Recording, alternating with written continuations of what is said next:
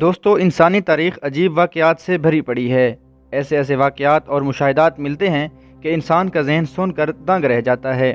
آج کی اس ویڈیو میں ہم بات کرتے ہیں تاریخ میں ہونے والے کچھ پر اسرار اور عجیب واقعات کی، جنہیں سن کر یقیناً آپ بھی حیران رہ جائیں گے۔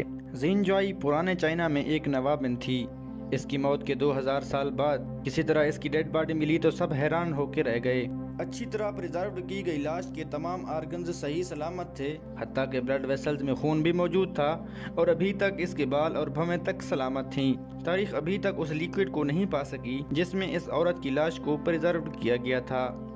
یہ جو بادل آپ دیکھ رہے ہیں یہ آسٹریلیا کے ایک جزیرے ٹائیوی کے اوپر ہر سال ستمبر سے لے کر مارچ تک آتا رہتا ہے۔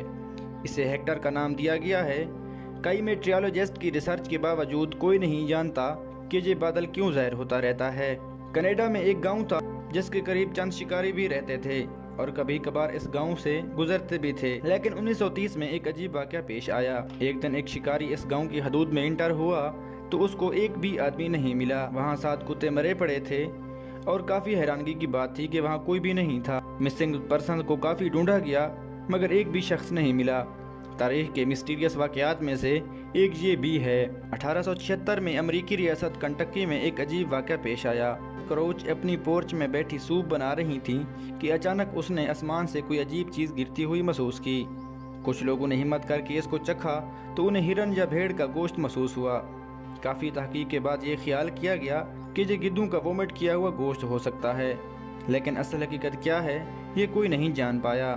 آسٹریلیا کے 17ویں وزیر اعظم ہیرالڈ ایڈورڈ 1966 سے لے کر 1967 تک وزیر اعظم رہے۔ ان کی موت بھی پراسرار واقعات میں سے ایک ہے۔ سمندروں اور فشنگ کو پسند کرنے والے ایڈورڈ نے ایک ویکینڈ پر اپنے دوستوں کے ساتھ نہانے کا پروگرام بنایا۔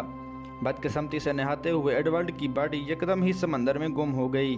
ایک چشمدید گواہ نے کہا کہ یہ ایسے ہوا کہ ایک پتا جسے مکمل اور جلدی کھایا گیا ہو۔ ہیرالڈ کی موت کے بعد آسٹریلیا کی تاریخ کا سب سے بڑا سرچ آپریشن شروع ہوا اور اس کے جسم کو کافی تلاش کیا گیا مگر اس کی ڈیڈ باڈی کہیں بھی نہیں ملی۔ کوئی اس کو مرڈر بائی CIA کہہ رہا تھا اور کسی نے اسے خودکشی قرار دیا، لیکن اصل حقیقت کیا ہے یہ کوئی نہیں جان پایا۔ جو یہ تھا ایک تجارتی بحری بیڑا تھا جو 1955 میں پیسیفک اوشن میں ڈوب گیا تھا۔ اس بیڑے پر 25 آدمی سوار تھے۔